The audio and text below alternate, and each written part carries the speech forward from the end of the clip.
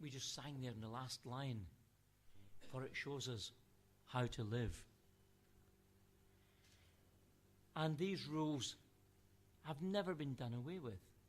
Although they were given hundreds, thousands of years ago now, they're still valid for today. In fact, the laws of many countries are enshrined on these, but slowly every year, man chips away another little bit and puts it aside and says, well, we don't really need that bit anymore. We're now in the 21st century. Let's do away with that bit. Let's take it out. But God put them there for a reason. And we've been looking over the weeks at, first of all, the book of Exodus. And we've got stuck for a few weeks in this area because there's so much information, so much to learn, so much to take on board. But we've been reading there that God gave the law. Why? Well, three things. Let's see if we can, I don't know if anyone can remember them. First of all, there was the reason for the law. Secondly, the ransom from the law. And today, as we look on, the relevance of the law. Is it still relevant today? Well, we know that when we looked at the reason for the law, that we had there that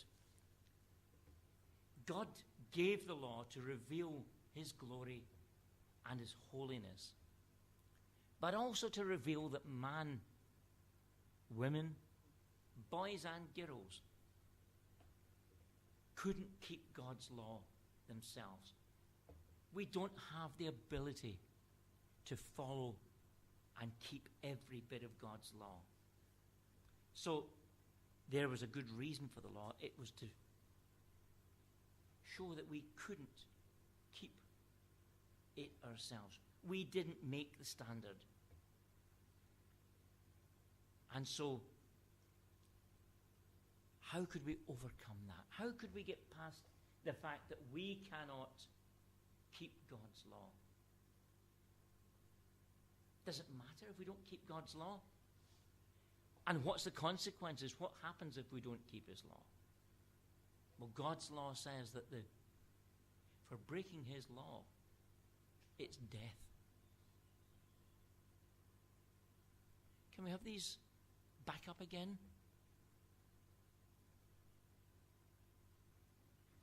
Whoa, well, you shouldn't commit murder. If you commit murder, God's penalty is death. Don't steal. God's penalty is death. Steal. Don't tell lies. God's penalty is death. Oh my goodness. We should all be lying on the floor dead. Hey, have we kept all these? No, we haven't. And that's what God's law is for. It's to show us that we can't keep them ourselves. But the good news is that we have been ransomed from the law. What does that mean? Well, it means that we've been given a way out. It means that we've been given a new chance, a new opportunity. Because Jesus died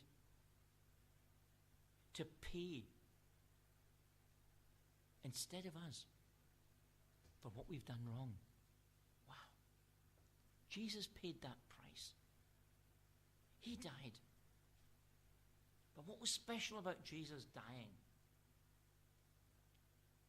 It was what happened afterwards. When he rose again, he came alive again. So he paid for it.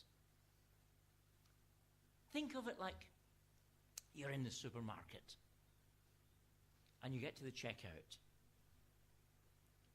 and you go into your pocket and some naughty person has stolen all your money. And you've got all the groceries there, or all the other things that you've bought. And the shopkeeper says, sorry, you can't have them. Put them back. You don't want to put them back. You've been there for the last hour, going round the shop, getting what you wanted. And then someone comes along and taps you on the shoulder and says, it's all right, I'll pay for them. Who are you? Never seen you before. But that person did that for no apparent reason, apart from the fact that they were just being kind. And that's like our ransom from the law. That's like how God has paid himself for the things that we've done wrong. When we failed, Jesus paid the price. Wow. Isn't that good news that we don't have to pay? He's done it all for us. And so, we're on today looking at the final bit, the relevance of the law. Does it really matter today? I mean, things have changed. We're not living in the desert out in Sinai. We're not in tents. We've got television. We've got internet. We know what's going on. So is this really all still relevant for us? You know, some people think the law doesn't matter anymore. Well, if the law doesn't matter anymore, why not just go out and kill the first person you see? Eh? You then find whether the law matters or not. Of course it matters. It hasn't been taken away. So let's not think that because it was in the Old Testament that it's no longer valid today. Jesus came and Jesus said, I am love. Jesus said, I am the way, the truth, and the life. And I bring you a new commandment. Oh, there we go. We don't need the old ones anymore. Jesus has brought a new commandment. Has he? Or has he just written it a different way? Is the law still relevant? Well, let's look at Matthew chapter 5 and a couple of verses there. Will come up on screen. There we go. These are the words of Jesus himself.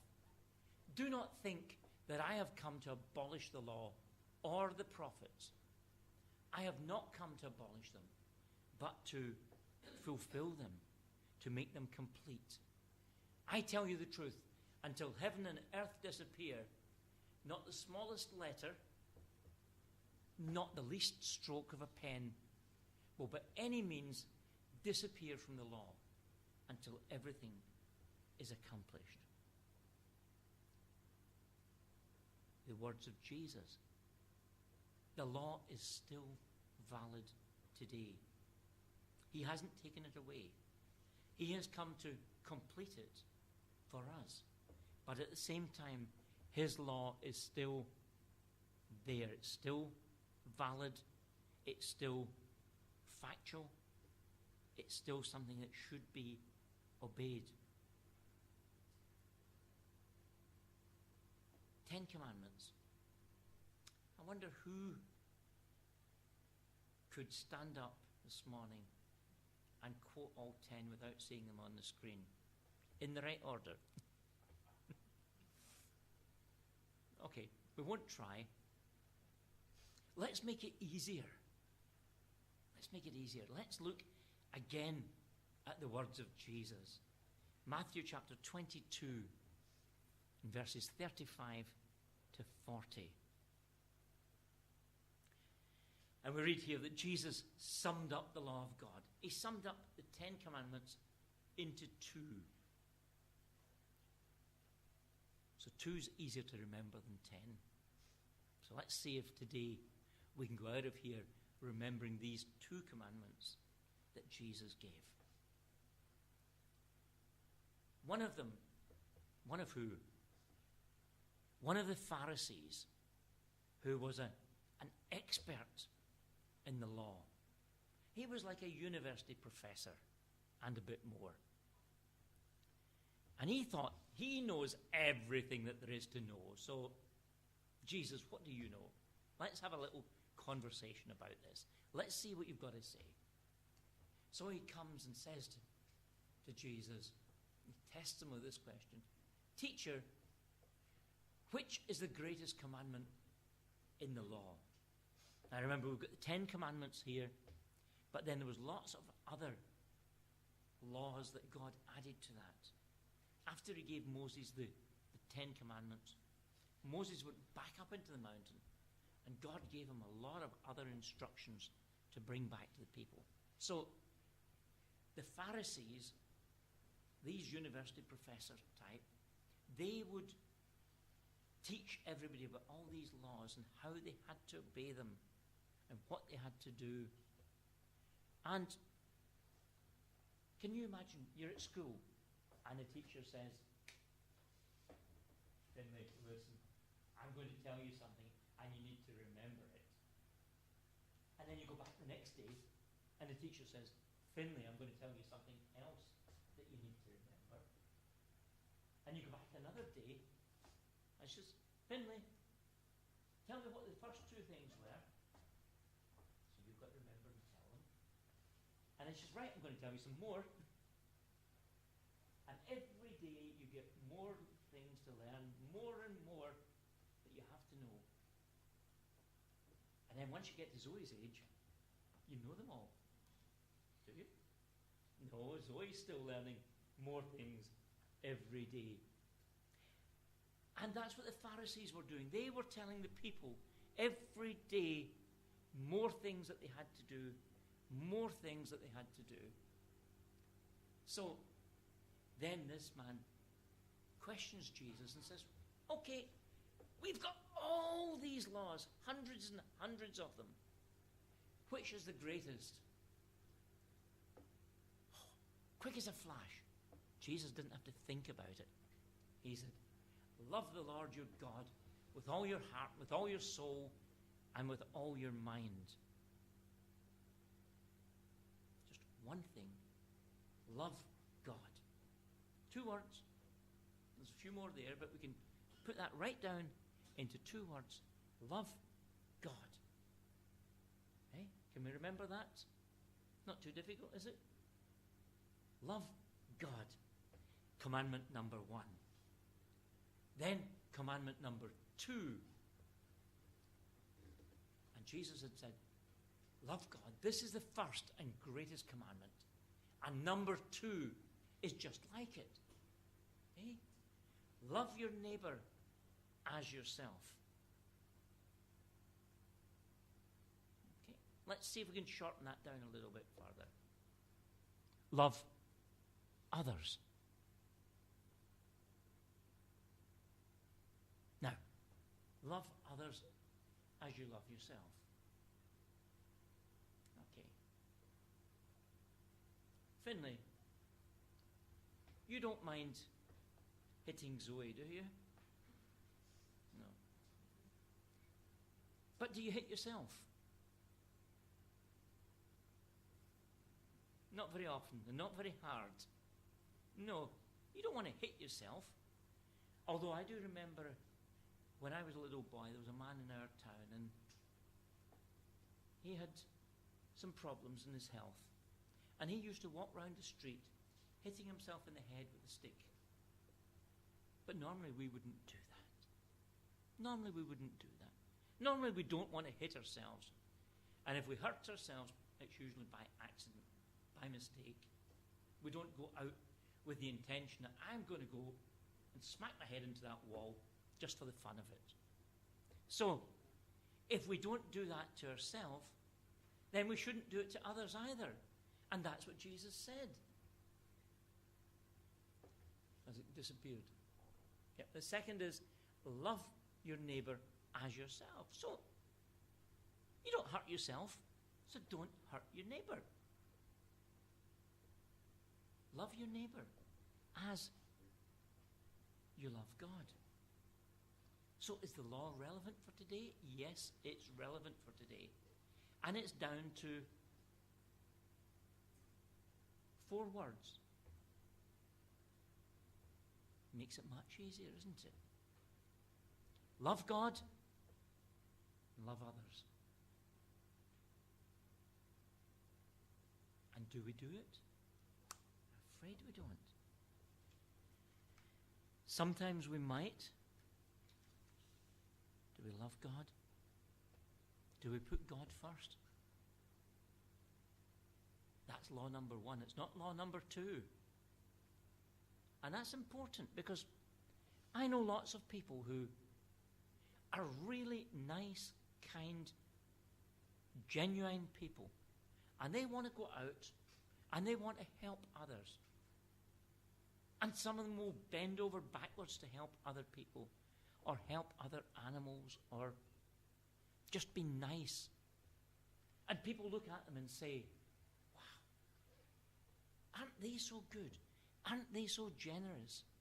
Aren't they the type of people we would like to be? And we'd like to see lots more like them.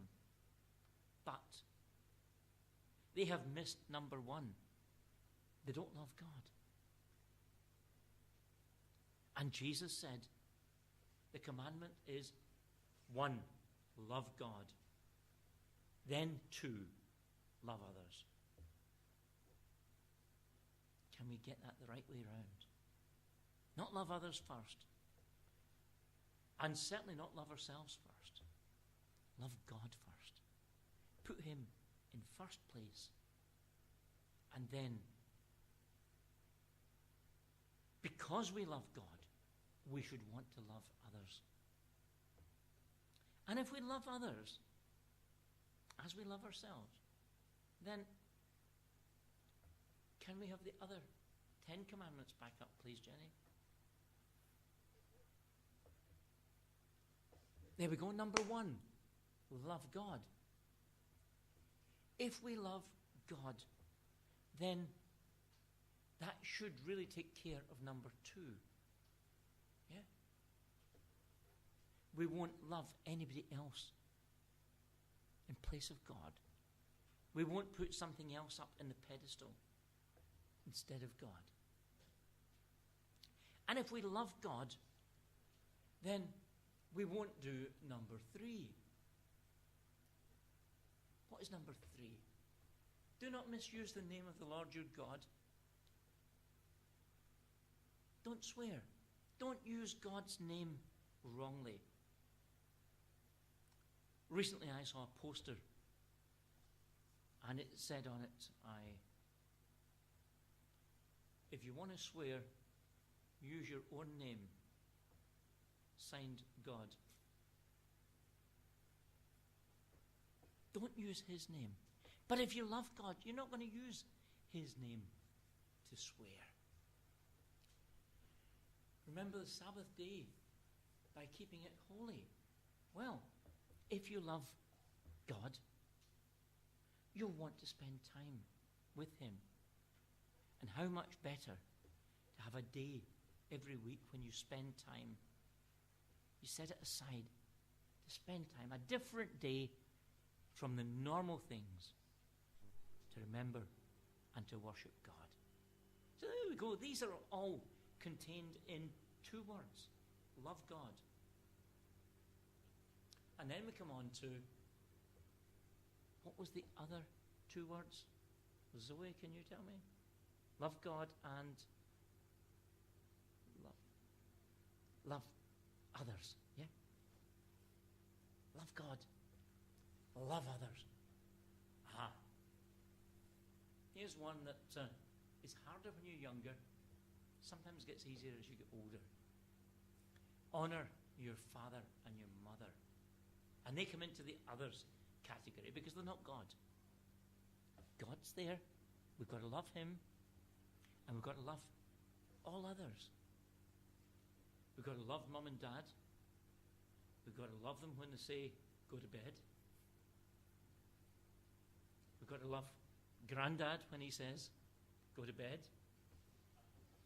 And we've got to love Grandad when he comes in the morning and says, get up, time for breakfast. We've got to love our parents and obey them. You know, sometimes parents get it wrong, but we've still to obey them. Because one day, you will probably be parents yourself.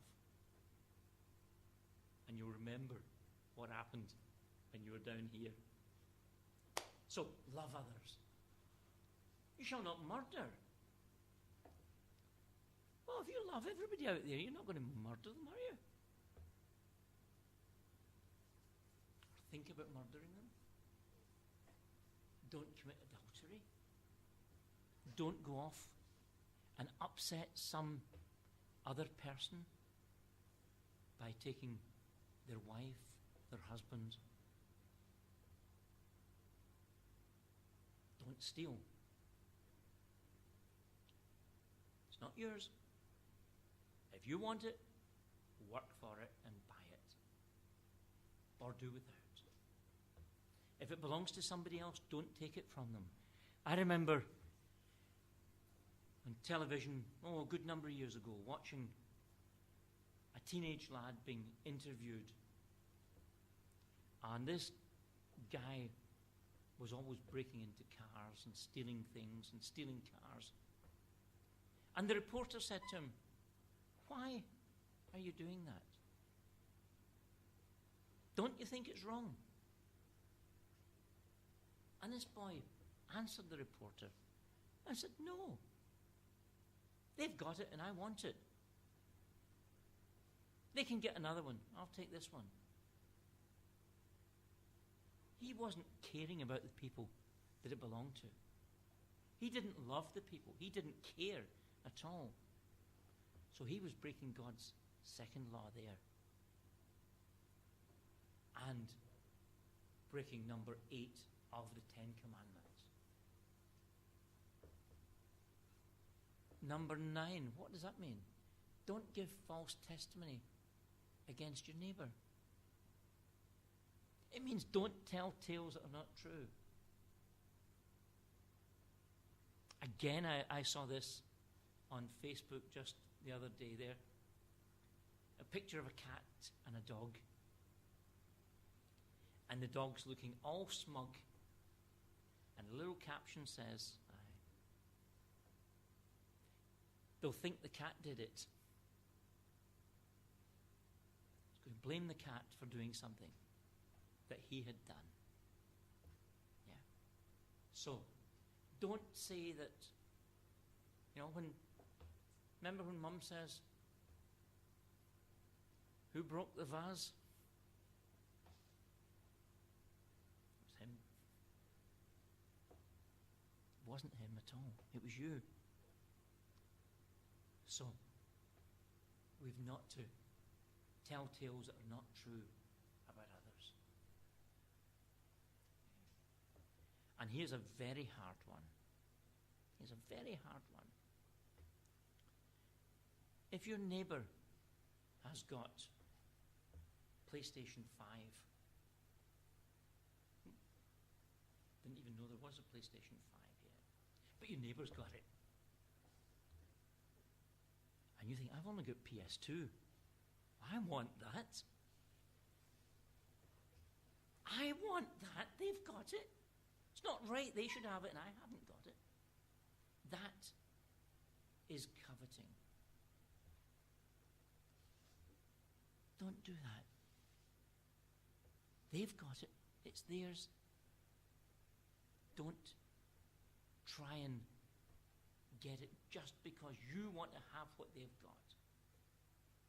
And it doesn't matter what it is, whether it's a PlayStation, a house, a car, a speedboat, or a pair of trainers, because they've got something special, or they've got the latest football strip that just came out this week and you haven't got it yet, don't covet it. If you're meant to have it, you will get it in the correct time. So here we've got 2 laws now, replacing all the 10, or making it easier for us to follow the 10. Eh? Love God, number 1. Love others, number 2.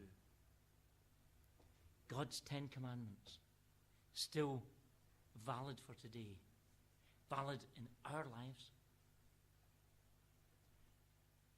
And if we love God, then He commands us to love others. Let's do what He said in His Word. Thousands of years ago, to the children of Israel, through Moses, love God, love others. God's 10 commandments are valid for today. And we have to do it God's way. We can't do it our own way. God says, come to me through Jesus. You can't keep it on your own. You will fail. You'll break them. You can try, but you won't succeed in your own. Do it through Jesus. Jesus will help us each day to follow God's rules, to follow God's laws, to be the people that He wants us to be. Because Jesus has already paid the price for when we got it wrong. What a wonderful thing that is. And when we do that, when we think about that thing that Jesus has done, paying that price, that's why we have this table here. That's why every week we take bread and we drink some grape juice to remind us that Jesus paid that price for us. Because He knew that God had made the rule book. He knew that we had failed. We couldn't keep the rules. Now, if you don't keep the rules in a game of football, you get sent off. And you have to sit on the sidelines, maybe for 1 match, maybe for 2. But God said, you break my rules, you die. Unless you accept Jesus. And Jesus has paid that price. And so we come to remember just how much it cost Him. It wasn't free for Him. He had to pay the price by dying for our sins, for when we got it wrong.